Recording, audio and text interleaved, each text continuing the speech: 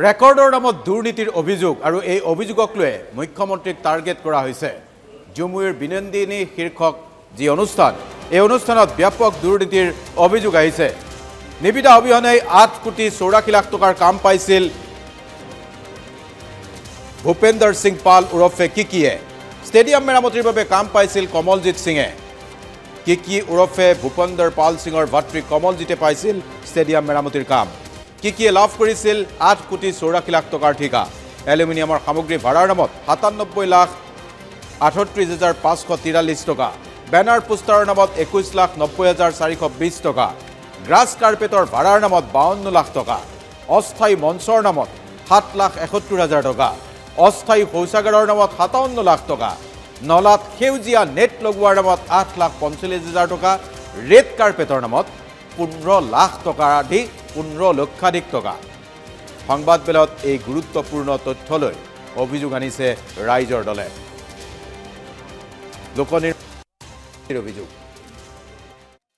বিনন্দী সৰু সজাই থৈছিল আমাৰ চাহ জনগোষ্ঠীৰ যিটো নৃত্য ঝুমুৰ নৃত্য, সেই ঝুমুৰ নৃত্যৰ প্ৰদৰ্শন কৰাৰ কাৰণে যিটো অনুষ্ঠান অসম চৰকাৰে আয়োজন কৰিছিল, তাত আকৌ পুনৰবাৰ বিয়াগুম কেলেংকাৰী হৈছে।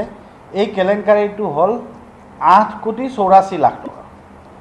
8 কোটি 84 লাখ টকাত ভূপিন্দৰ পাল সিঙৰ ACME ইভেণ্ট এণ্ড এক্সপ' দিয়া হৈছে। তাত কোনো নিবিদা হোৱা নাছিল, মাত্ৰ এজনেই তাত মানে নিবিদাত অংশগ্ৰহণকাৰী আছে। তাৰমানে আন সকলো প্ৰতিষ্ঠানক বঞ্চিত কৰা হৈছে।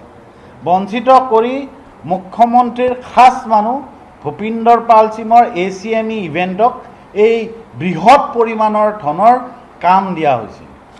আৰু এই ভূপিন্দৰ পাল সিঙৰ যি ভাতৃ গুৰৰাজ সিং, তেওঁৰ প্ৰতিষ্ঠান হ'ল হোৱাইট ড'ৰ ইভেণ্ট, আৰু এজন ভাতৃ আছে কমলজিৎ সিঙৰ প্ৰতিষ্ঠান কেপিটেল অভাৰালেইজ।